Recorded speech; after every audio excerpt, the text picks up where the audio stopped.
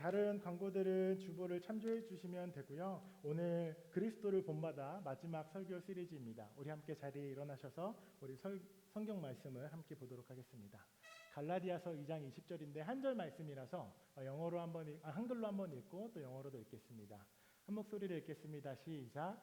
나는 그리스도와 함께 십자가에 못 박혔습니다. 그러므로 이제 더 이상 내가 사는 것이 아니라 내 안에 그리스도께서 사시는 것입니다. 지금 내가 육체 안에 사는 것은 나를 사랑하셔서 나를 위해 자신의 몸을 내주신 하나님의 아들을 믿는 믿음으로 사는 것입니다. I have been crucified with Christ and I no longer live, but Christ lives in me. The life I now live in the body, I live by faith in the Son of God, who loved me and gave himself for me. 하나님의 말씀입니다. 자리에 앉으시면 되겠습니다.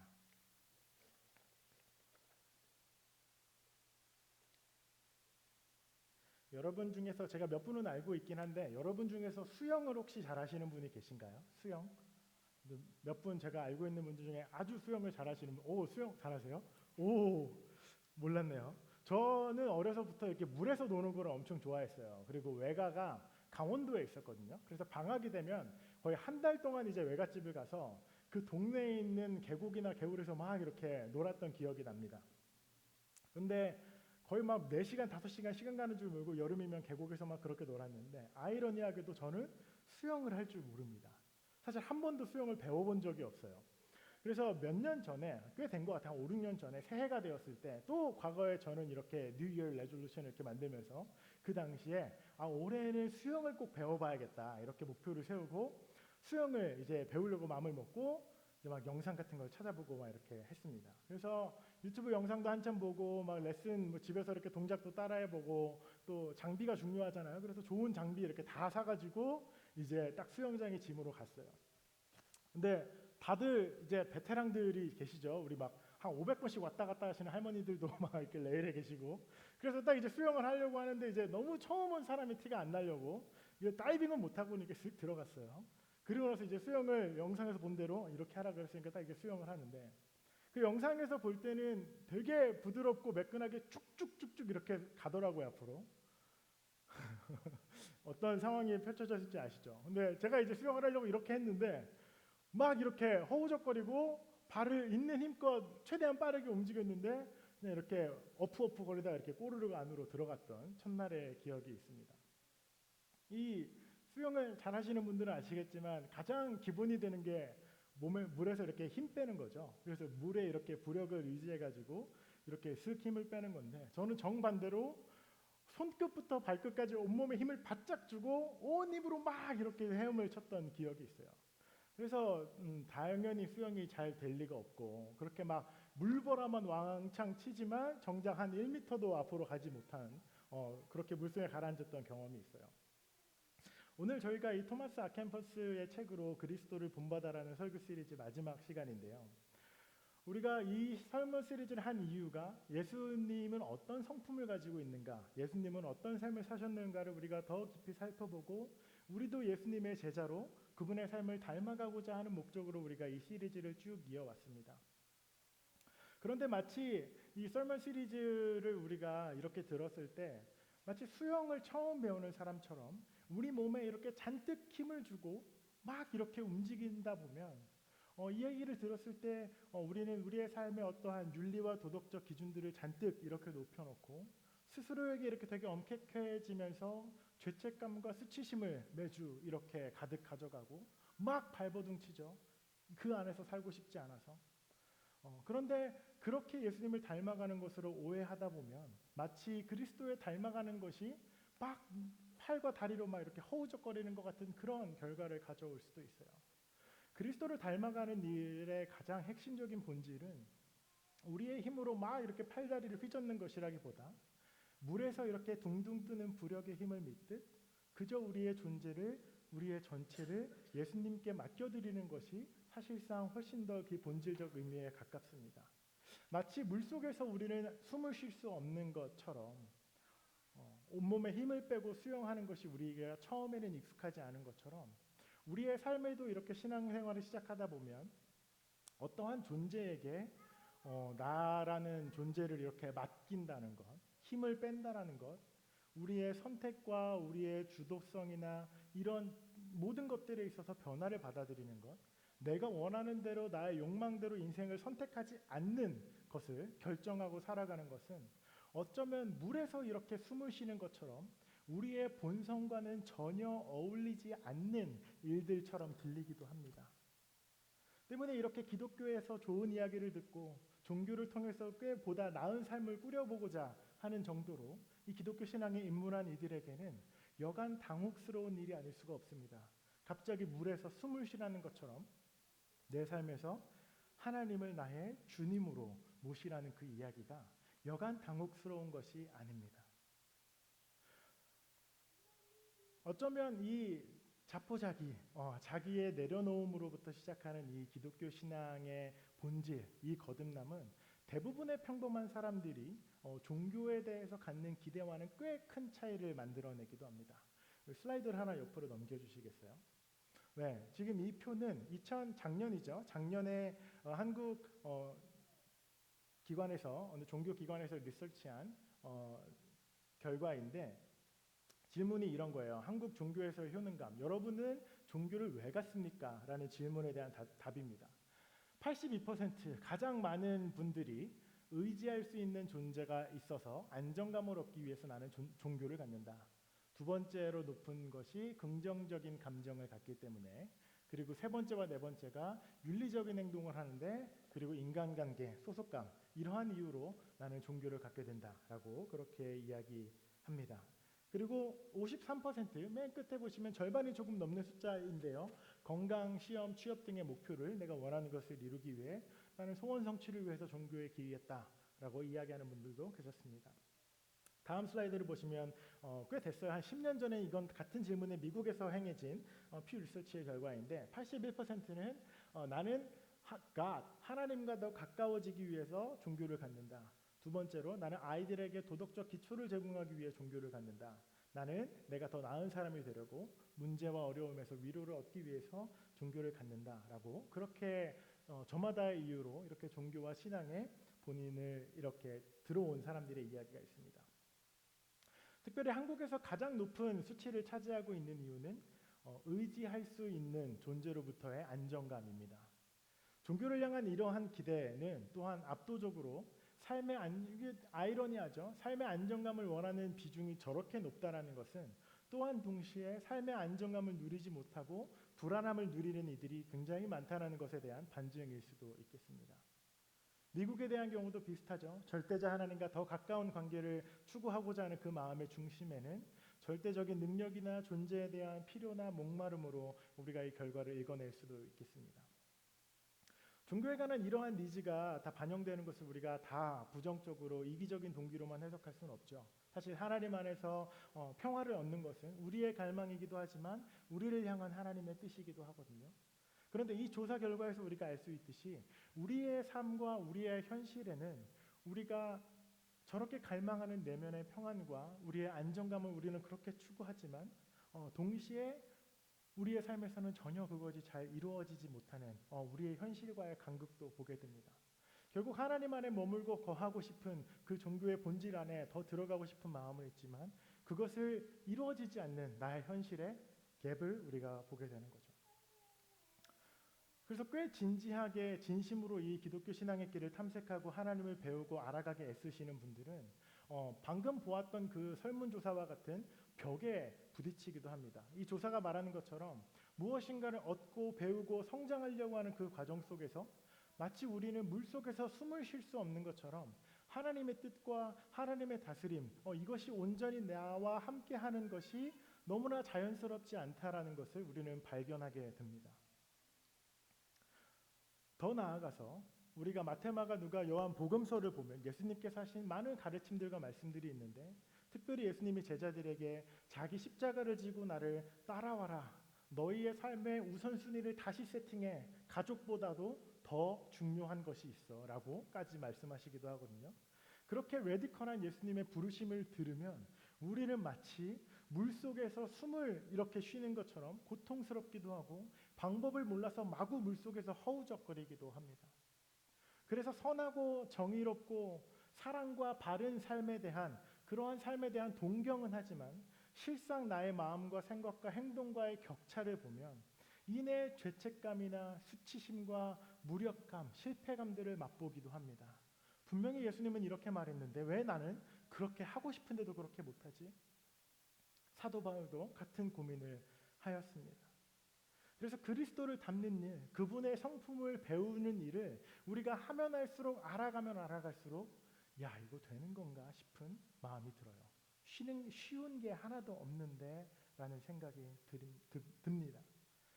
그래서 온몸으로 그렇게 하나님의 뜻에 가까워지려고 발버둥을 치던 사람들, 부단하게 자신의 인생의 모든 걸 들여서 철저하게 자신을 통제하며 살았던 사람들이 신약 성서에 계속 등장하는 종교 지도자들과 유대인들, 바리새인들입니다. 하나님께 닿기 위하여 구원과 생명을 얻기 위해서 그들에게 주어진 종교 강령인 그 모세의 율법을 엄격하게 지키고 자기 자신을 통제하고 다른 사람도 통제하면서 온몸에 힘을 잔뜩 준 채로 그렇게 살아가던 사람들이 있었습니다. 오늘 예수님이 오신 이후에 그리스도를 본받아 닮아가라는 이 이야기에서 우리가 갈라디아서 2장 20절을 읽었는데요. 어떻게 이것들이 연결이 될 수 있냐면 갈라디아서 2장 20절은 복음의 정수를 담고 있는 아주 유명한 바울의 본문입니다. 그런데 우리가 이 고백이 나오는 바울이 이 고백을 하는 그 컨텍스트를 우리가 함께 살펴봐야 되는데 이게 왜 이 문장이 나왔냐면 바울이 예수님의 제자였던 베드로를 혼내면서 한 말이 이 말이었습니다. 당시에 베드로는 이방인들, 유대인이 아닌 사람들이랑 같이 밥을 먹고 있었는데 그 식사 자리에 유대인들, 즉 율법에 나와 있는 그런 규칙들을 지키고 따르는 유대인들이 오고 있다라는 이야기를 들었어요. 그래서 베드로가 같이 그 사람들이랑 밥을 먹다가 약간 불편했는지 본인이 뭔가 들킨다는 느낌이 들었는지 슬그머니 식사 자리를 빠져나갑니다. 그리고 베드로와 함께 바나바와 몇몇 리더들도 그렇게 빠져나갑니다. 그리고 나서 바울이 그 소식을 듣고 베드로의 이 이중적인 모습이나 위선적인 모습을 책망하면서 고백하는 것이 오늘의 고백이었습니다. 그래서 바울이 베드로에게 이렇게 묻고 있는 겁니다. 예수님을 닮아가는 것, 그리스도 안에서 새로운 생명을 얻은 것은 당신에게 도대체 어떤 의미인가? 라고 묻는 거예요. 여전히 너는 그 율법의 행위와 높은 도덕적 윤리와 규범을 통해서 너 스스로 하나님 앞에서 의로워질 수 있다. 바르다 칭함을 받을 수 있을 거라고 믿는 거냐? 라고 그렇게 이야기합니다. 그러면서 동시에 고백하죠. 우리는 우리를 위해서 죽으시고 부활한 그리스도의 사랑으로 말미암아 우리는 구원받고 결국 하나님께 우린 닿을 수 있다라고 그렇게 바울이 이야기하고 있는 거예요. 사도 바울이 율법에 대해서 경시하거나 가볍게 여기거나 몰라서 그런 것이 아닙니다. 사실 사도 바울이라는 이 인물의 출신은 가장 엘리트 바리새인이었고 가장 높은 수준의 율법 교육을 받은 사람이었거든요. 그가 베드로보다 율법에 대해서 모를 리가 없었습니다. 그럼에도 불구하고 바울은 이 베드로가 그리스도의 사랑과 능력과 구원의 십자가를 온전히 신뢰하지 못하고 자꾸만 예전으로 돌아가려고 하는, 결국 물속에서 힘을 빼고 예수님 안에서 몸이 붕 뜨는 것이 수영하는 것의 기초인데 계속해서 몸에 힘을 주고 팔을 휘저으려고 하는 그 베드로를 보면서 그렇게 가는 거 아니었잖아 라고 이야기하는 겁니다. 힘부터 빼야지. 우리 안에 소망이신 예수 그리스도 안에서의 구원이 우리의 출발이잖아 라고 이렇게 이야기합니다. 그리고 나서 나는 예수님과 어떤 관계냐면 이라고 설명을 하는 것이 오늘의 본문입니다. 제가 다시 한번 읽겠습니다.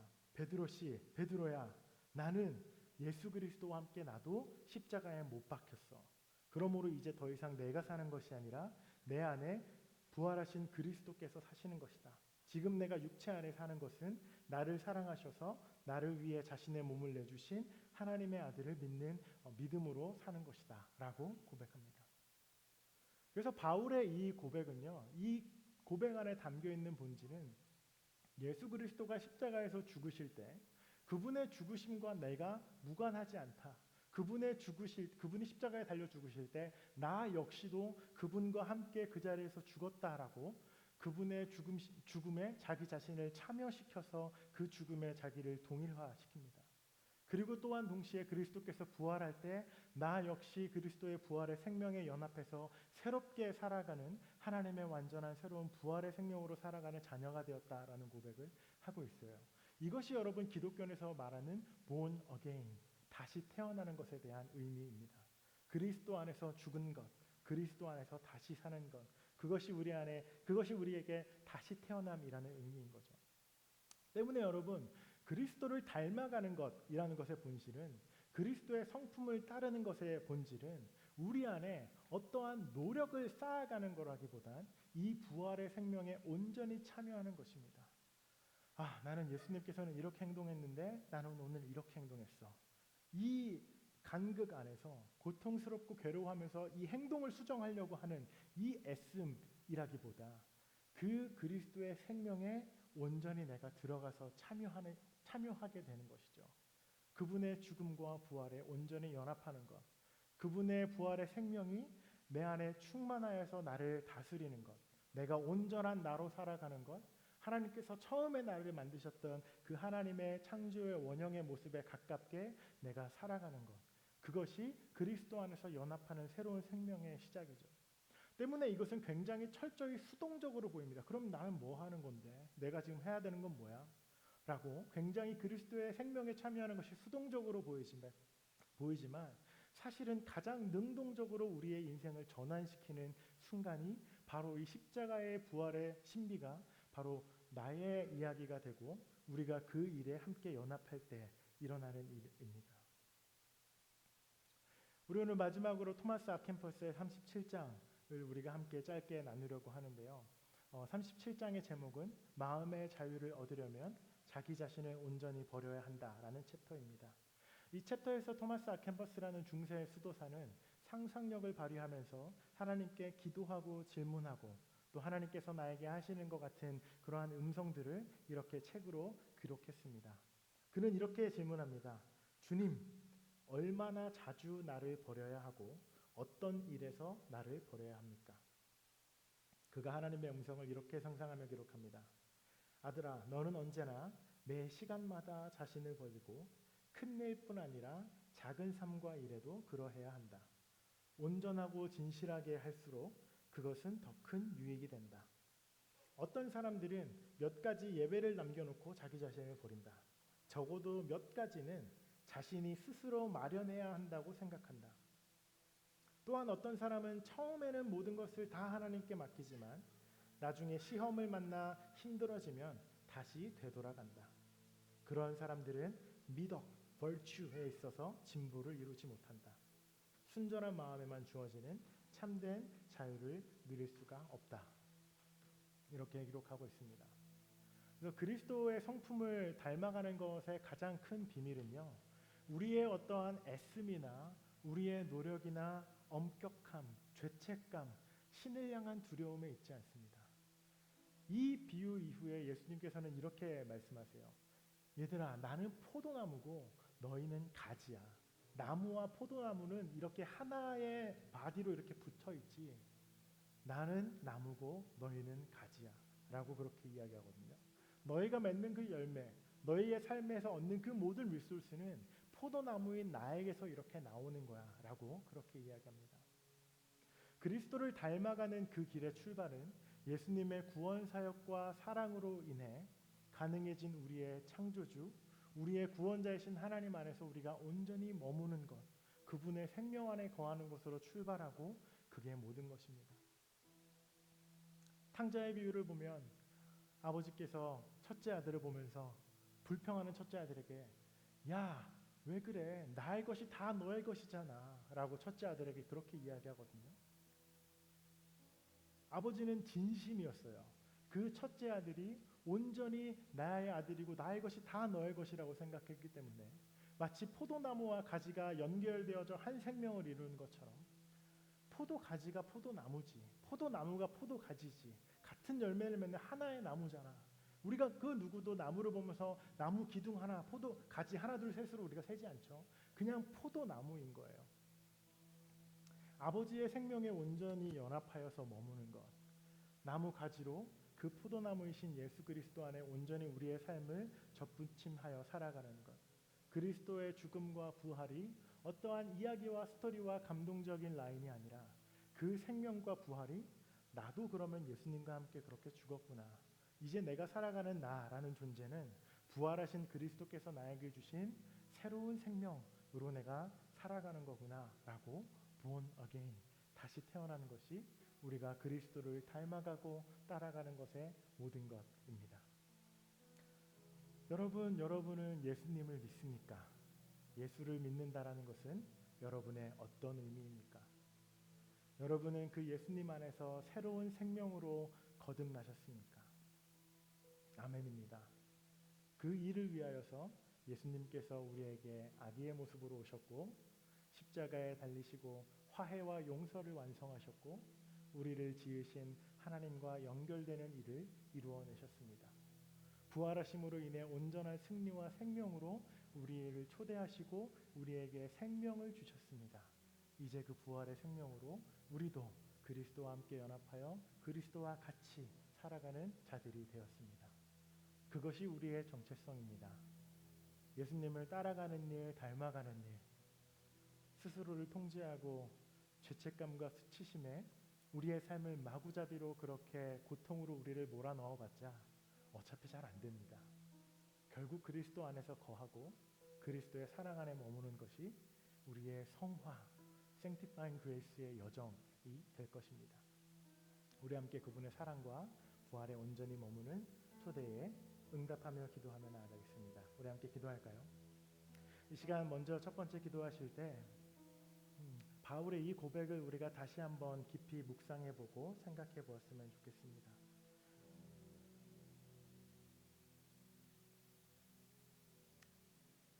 나는 그리스도와 함께 십자가에 못 박혔습니다. 여러분의 이름을 넣어 이 고백을 하실 수 있겠습니까? 김창현, 나는 그리스도와 함께 십자가에 못 박혔습니다. 그러므로 이제 더 이상 내가 사는 것이 아니라, 그러므로 더 이상 나는 김창현, 나의 생명으로 사는 것이 아니라 내 안에 그리스도께서 사시는 것입니다. 이제 내가 육체 가운데 살아가는 것은 나를 사랑하셔서 나를 위해 자신의 몸을 내어주신 하나님의 아들 예수를 믿는 믿음으로 사는 것입니다. 여러분, 이 바울의 고백이 오늘 여러분의 고백이 되기를 기도하고 원합니다. 하나님, 저도 그분의 죽음과 부활에 온전히 연합한 하나님의 자녀, 하나님의 제자, 하나님의 존귀한 창조물로 이 땅을 살아가게 하여 주시옵소서라고 이 시간 이 바울의 고백을 우리 같이 묵상하며 먼저 함께 기도하도록 하겠습니다. 기도하겠습니다.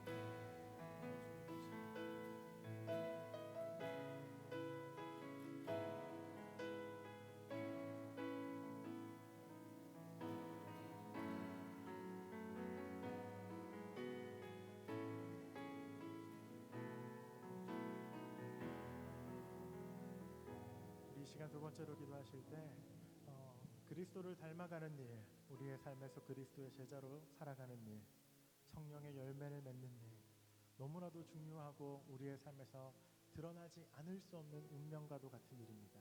우리가 예수님을 믿는다면 말입니다. 그러나 때로는 우리도 모르게 종종 마치 물속에서 온몸에 힘을 주고 팔과 다리를 휘젓고 수영을 하고 있는 것처럼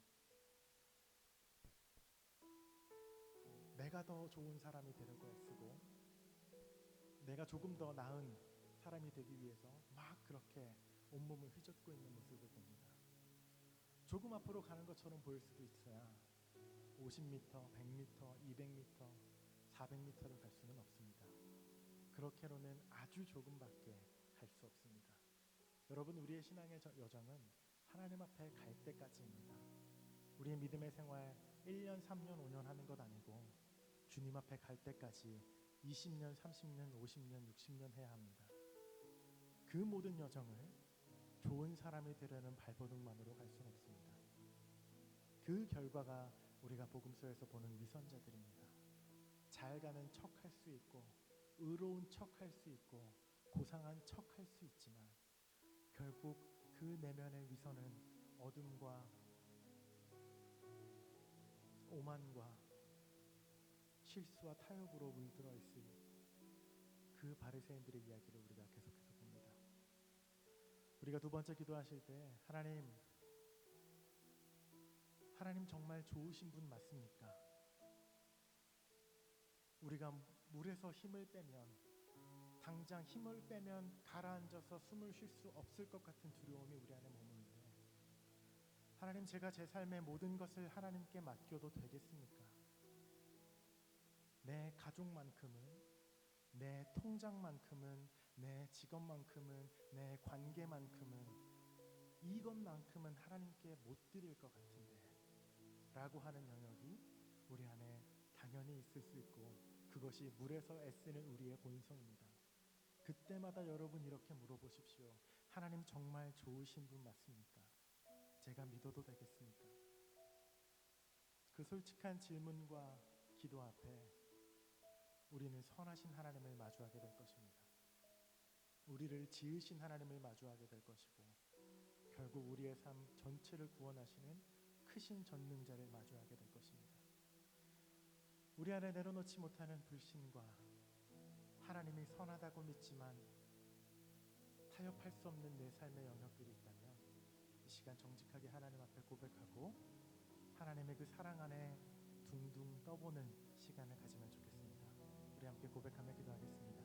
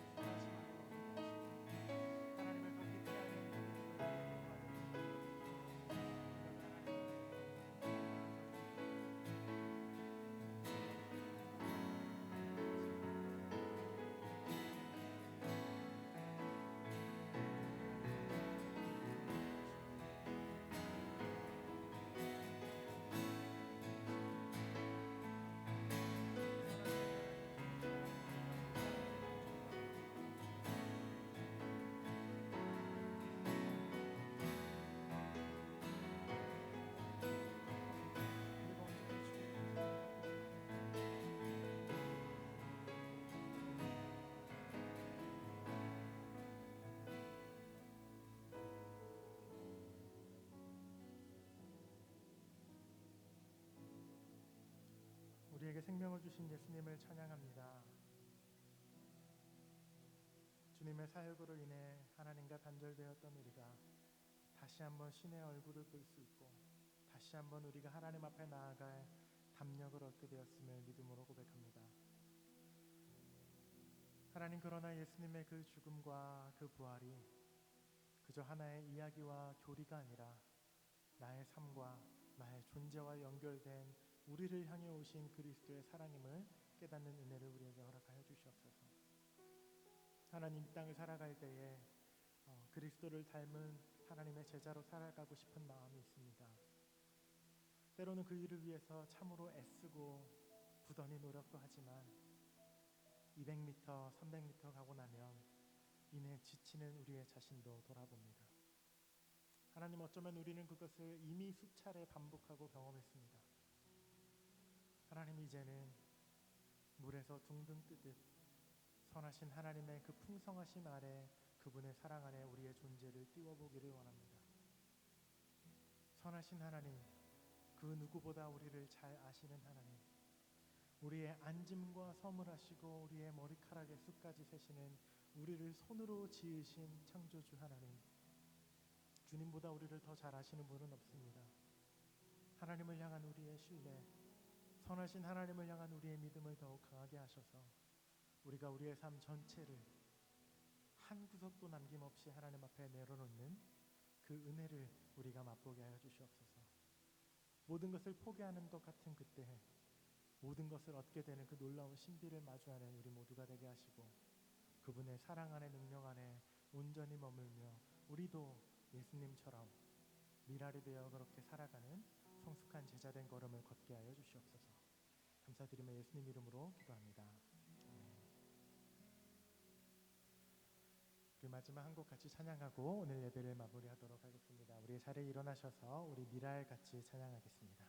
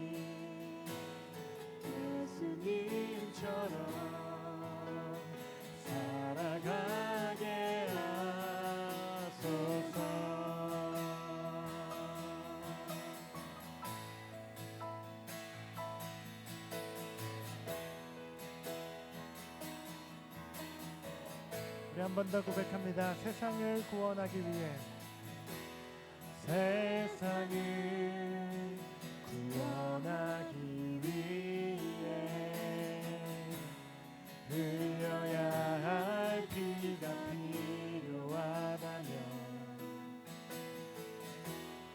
죄인을 대신하기 위해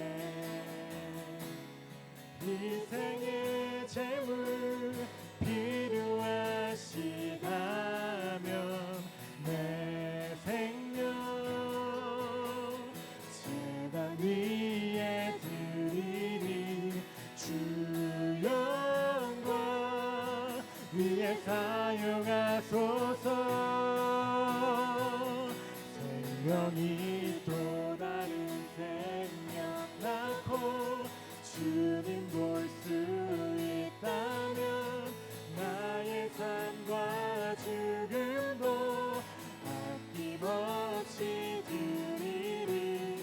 죽어야 다시 사는 주의 말씀 믿으며 하늘의 미래 되어 쏟아지리니 예수님처럼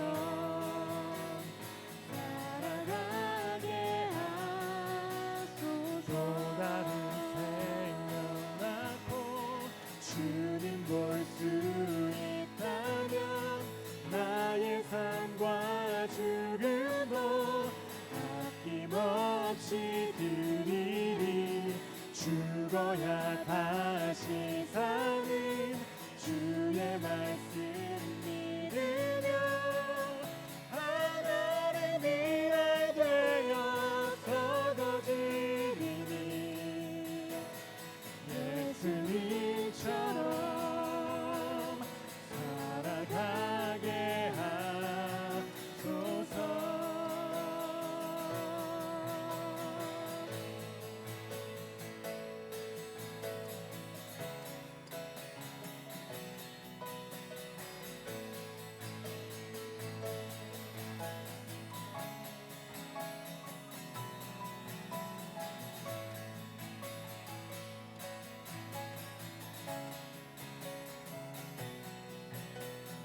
우리 함께 목소리로 고백합니다. 생명이 또 다른 생명 낳고 주님 볼 수 있다면 나의 삶과 죽음도 아낌없이 드리리.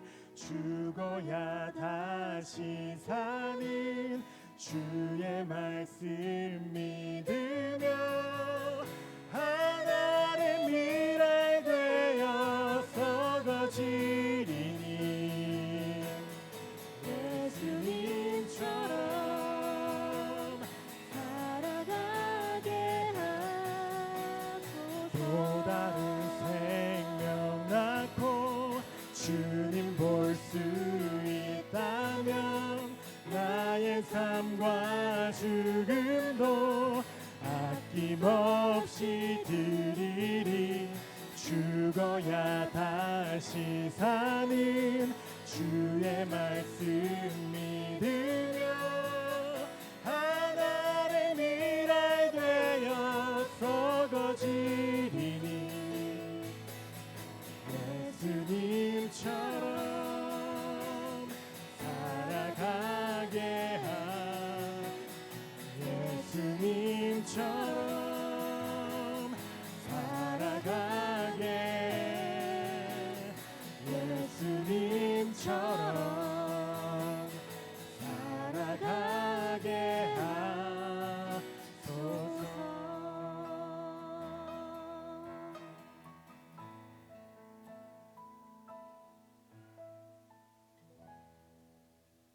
기도하겠습니다. 이제는 우리를 하나님의 형상으로 하나님과 사랑을 나누고 하나님과 의로움을 나누고 그 풍성한 생명으로 우리를 지으신 하나님의 은혜와 죄와 어둠으로 깨어진 우리와 이 땅을 위하여 미랄이 되어 이 땅에 오셔서 우리 모두에게 생명을 주신 예수 그리스도의 그 사랑과 이제는 우리를 또한 그리스도를 닮은 이들로 그리스도의 생명에 연합한 이들로 우리를 부르시고 살게 하시는 보혜사 성령의 크신 놀라운 은혜와 보호하심과 가르침과 때로는 책망하심과 위로하심이 오늘 함께 바울의 고백이 우리의 고백이고 나의 고백임을 선포한 생명과 죽음에 연합한 모든 이들의 머리 위에 지금으로부터 영원히 함께